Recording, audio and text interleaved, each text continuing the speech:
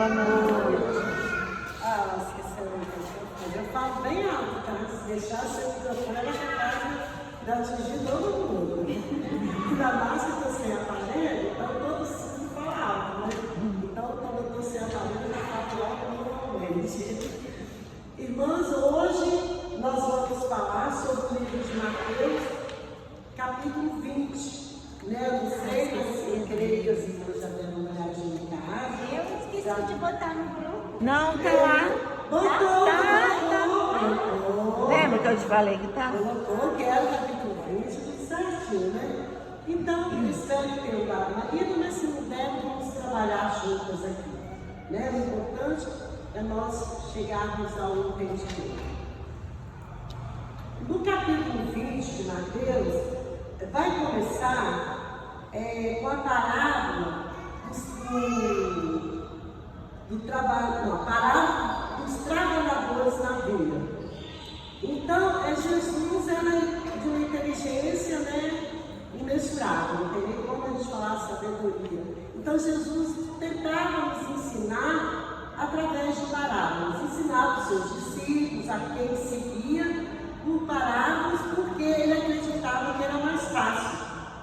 Mas o curioso, que muitas das vezes ainda não entendia, quando se entendia, ele repetia. Se vocês se lembrarem bem, no livro de Mateus, no capítulo 19, Jesus terminou, Mateus terminou falando que Jesus disse que muitos dos últimos serão os primeiros, e muitos dos primeiros serão os últimos. E aqui no capítulo 20, no final dessa parábola, Jesus vai trazer de novo.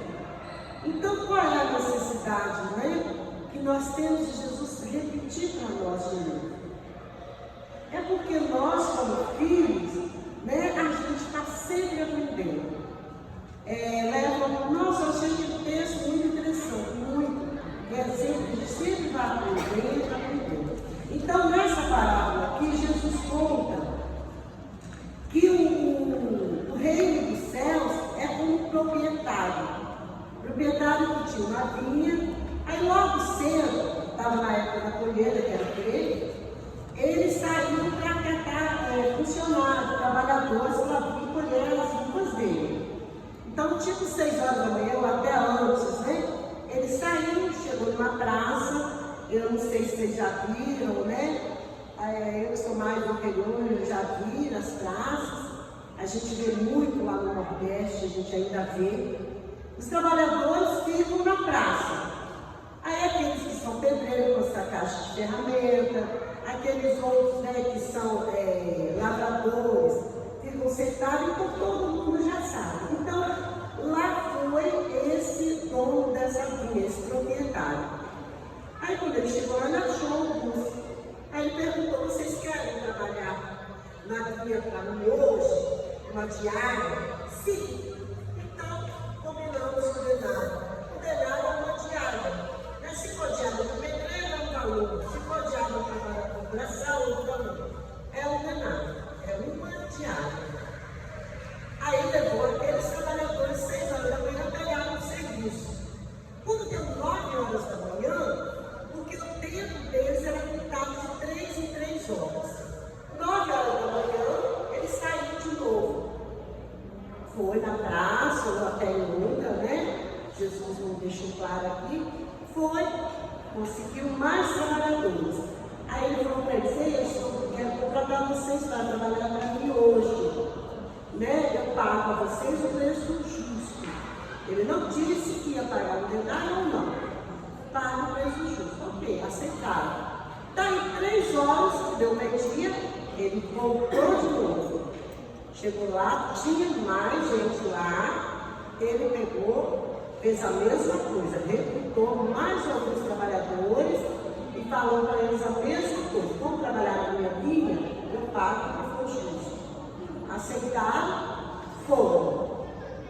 Aí quando deu mais tarde, né, foi 3 horas. Aí depois, quando deu lá para 5 horas por aí, ele voltou a uma praça. Quando ele chegou nessa praça, tinha os trabalhadores lá. Aí ele perguntou assim: vocês não foram trabalhar até agora? Aí eles falaram assim: não, ninguém nos contratou. Ele: vocês querem trabalhar na minha via? Queremos. Então vamos. Também não foi todo mundo não. Isso era o proprietário, o dono da via. Levou eles para sua via para trabalhar. No fim do dia, não existia isso que o funcionário sair no fim do dia e não receber. No fim do dia, segundo Jesus, era feito um pagamento. Então o proprietário foi e falou para o encarregado, a pessoa responsável pelo pagamento: você começa a fazer os pagamentos, aí você chama aqueles que eu chamei por último, né? Chama das 5 horas, das 3, do meio-dia, das 9 horas e depois os primeiros. Aí manda para pagar um denário para cada um. Então assim, o encarregado, né, foi chamando. Chegaram às 5 horas, deu um denário, chamou às 3 horas um denário, de meio-dia um denário, às 9 horas um denário, e os das 6 da manhã também um denário, tudo certo. Né? Tudo certo? Vocês acham que está tudo certo? O que vocês pensam? Aí, o que aconteceu? Aqueles que chegaram às 6 horas, prestem atenção, aqueles que chegaram às 6 horas da manhã, acharam que estavam sendo injustiçados. Aí, sim, cheio de razão, começaram a murmurar e o dono, né, o proprietário que tinha buscado eles, estava por ali. Aí, eu quero querer que ele ouviu uma murmuração, ou eles foram até ele, porque eles estavam cheios de razão. Aí, eles pegaram e falaram com ele: mas a gente não está achando justo, porque a gente entrou 6 horas e ganhou um denário. Quem entrou 5 horas também ganhou um denário. Aí ele respondeu o seguinte: vocês estão achando que vocês estão se sentindo injustiçados? Eu não combinei com vocês um denário? Sim, combinei um denário. Receberam o denário? Sim, recebemos o denário. Então, eu não devo nada a vocês, eu não fui justo com vocês. O que eu paguei com os outros, se vocês acham que é justo, é meu, eu faço o que eu quiser. Né? A Bíblia não está escrito essas palavras, mas é isso que ele quis dizer. E agora nós, né? O que nós pensamos? Esse dono, esse proprietário, que teve essa atitude com os trabalhadores, vocês acham que ele estava certo?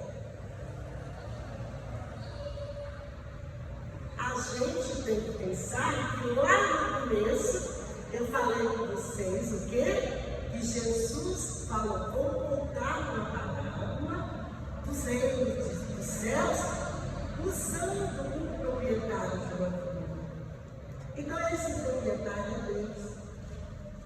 Deus não nos olha pelo tempo e nem pelo que nós merecemos. Deus não olha o que nós merecemos. Se fosse assim, a maioria de nós estaria muito ferrado. Deus nos olha de acordo com a nossa necessidade. Aí, quando a gente coloca olho por olho, ou dente por dente, a gente deixa de ser humano. A gente deixa de olhar para o outro com o nosso senso de humanidade, com o olhar de Deus. E quando Jesus disse assim, muitas das vezes os últimos serão os primeiros e os primeiros serão os últimos. Aí a gente ainda não entendeu. Que se nós formos olhar pelo nosso senso de justiça, nós como homem, né, como ser humano, a gente vai achar, não, pela lógica, não. Mas Deus não é o Deus da lógica. Deus é o Deus do poder, é o Deus da sabedoria.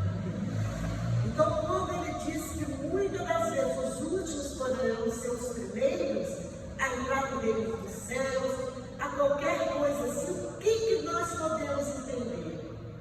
Esses que chegaram às 6 horas da manhã, eles foram abençoados o dia todo. Imagina vocês, o dia todo, se nós pensarmos assim, eu estava o dia todo trabalhando com o Senhor. Porque quando a gente está envolvido no serviço para Deus, alguma coisa, a hora passa, você não vê, você está na comunidade, porque você está sob o poder do Espírito Santo. Agora, aquele que está lá, no mundo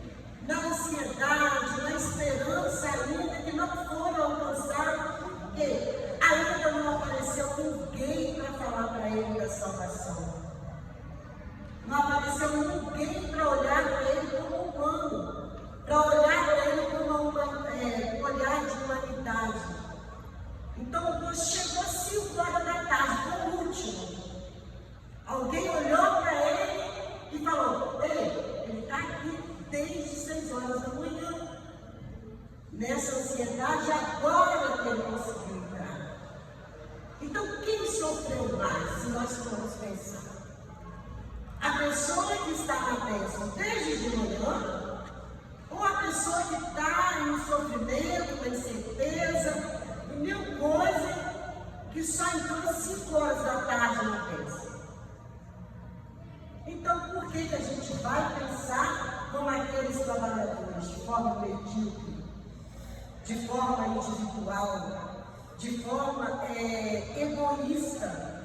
Muitas das vezes nós temos que ter esse cuidado, porque a bênção de Deus é para todos.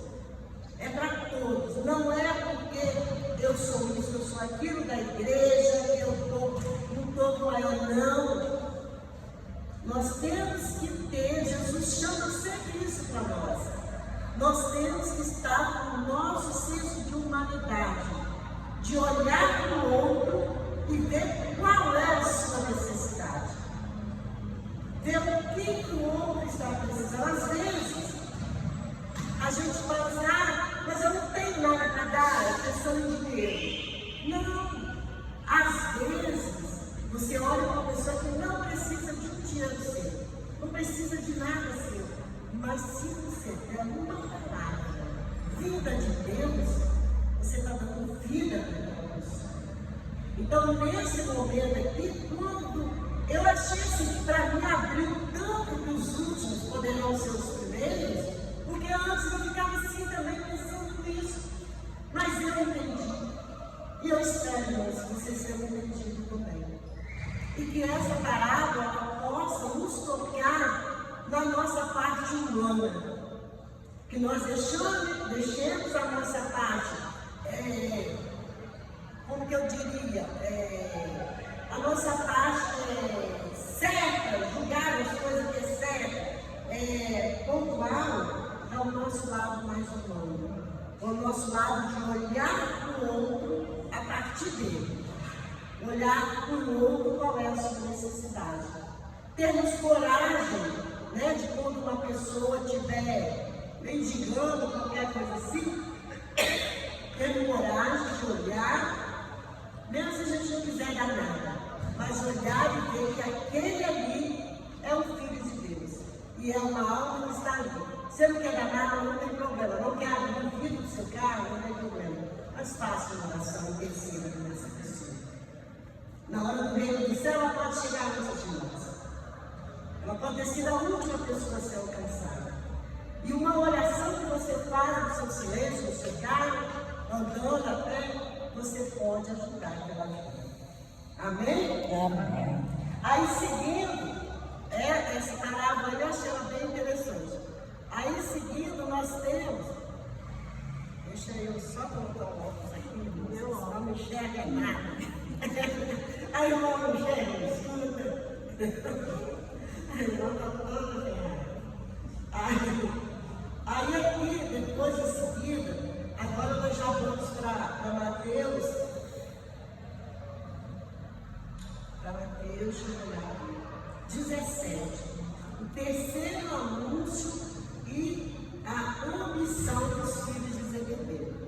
Aqui Jesus anuncia pela terceira vez que ele vai ser morto, né? Que está chegando a hora dele, que ele vai ser crucificado, e no terceiro dia ele vai ressuscitar. Jesus já foi o tempo todo avisando, não tinha surpresa, não sei porque eles sabiam que Jesus ia ressuscitar. Aí, a minha garrafa, cadê isso aqui? Aí a mãe de Tiago e João, que eram discípulos de Jesus, né? O nome dela era Salomé, obrigada. Salomé, ouvindo isso, que Salomé, alguns historiadores dizem que ela é irmã de Maria, mãe de Jesus. Muitos, na verdade, muitos historiadores concordam com isso. Mas Salomé era uma das seguidoras de Jesus. Ela tinha o seu ministério dentro do ministério de Jesus. E os dois filhos dela eram discípulos de Jesus. Aí o que aconteceu? Jesus falando isso, né? Que ele ia ressuscitar, ia para o Pai. Ela como mãe, né? A gente às vezes tem isso também, que é o melhor para os nossos filhos. Correu lá e disse: Jesus, vem. Dá para você colocar meus filhos do seu lado direito, do seu lado esquerdo, quando você estiver no trono? Aí Jesus falou assim: vocês suportariam passar pelo que eu vou passar? Sim, suportaria. Eles na hora se encantaram. Os outros deles ficaram indignados. Os outros devem não postar. Por que os dois vão e nós não vamos? Aí ficaram indignados. Aí foram falar com Jesus, reclamar, né? Aí Jesus pegou e falou com eles o quê? Jesus virou e falou assim: eu achei muito interessante. Jesus falou assim: o Filho do Homem será entregue aos chefes dos sacerdotes. Aí entregarão os gentios para desprezados, açoitados e crucificados. O que deseja que eu fale das crianças? Aí vai ser o homem. Assim, quem de vocês quiser ser o primeiro, seja servo. Assim, o Filho do Homem não veio para ser servido, e sim para servir e dar sua própria vida. Olha o cuidado que nós temos que ter quando vamos pedir alguma coisa para os nossos filhos. Às vezes, o que a gente acha que Deus não está dando, né? A gente acha que vai ser bom, que vai ser perfeito. A gente não deve pedir nada sem antes pedir a orientação dele. Senhor, isso meu filho está querendo. Se for da tua vontade, conceda-me. Não porque que Deus não faz nada pelo nosso merecimento. Deus faz pela sua vontade e misericórdia. Né? Ele faz para nós pela sua misericórdia, não porque nós merecemos, senão estava bem complicado. Aí por último, não menos importante, aqui que o cego de Jericó. O cego de Jericó, Jesus ia passando, aí dois cegos começaram a gritar: tem misericórdia de nós, filhos de Davi. E aí os apóstolos tentavam fazer eles calarem a boca, eles continuavam, aí que eles gritavam mesmo. Não tem que uma pessoa ver que está passando a Deus a oportunidade, aí eles endoidaram. Não, Jesus está passando, alguém falou, eles ouviram, e começaram a gritar. Eles conseguiram chegar perto de Jesus. Olha só, dois cegos, né? Começaram a gritar, eles conseguiram chegar perto de Jesus. Jesus, naquela sabedoria tremenda, virou e falou assim: o que queres que eu faça? Então, a gente observa que Jesus nunca vai invadir a nossa vontade. Né? Quando ele desceu ali na cruz, na última hora ele disse: eu deixo sobre vocês o Espírito Santo, o Consolador. Então nós nos deixou o quê? A oportunidade de buscar sabedoria, a orientação do Espírito Santo, para nós pedirmos a Jesus o que nós precisamos. Não que precise, porque Deus sabe todas as coisas, mas a gente como filho, a gente tem a necessidade de pedir. Né? Como filho, então, a gente tem essa necessidade de pedir. Então, olha só, Jesus foi falando: o que você quer? Às vezes, você vê a pessoa mendigando alguma coisa, aí você pega e dá o que você quer. Não, a gente tem que ter a humanidade de olhar para a pessoa e falar assim: o que você está precisando? Não é verdade? Porque às vezes você vai dar para ele e a pessoa não está precisando. Aí depois reclama porque eu nem sei que a pessoa jogou fora. Então Jesus tinha essa humanidade. Né?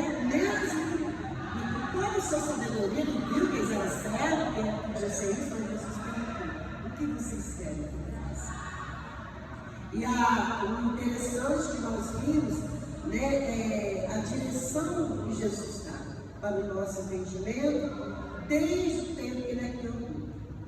Então, irmãos, nós como mães, nós temos que atender os nossos filhos, né? A nossa família, as pessoas, o não de acordo com o merecimento delas. Nós temos que olhar para o nosso filho e ver qual é a necessidade do nosso filho. O que o nosso filho está precisando naquele momento. Amém?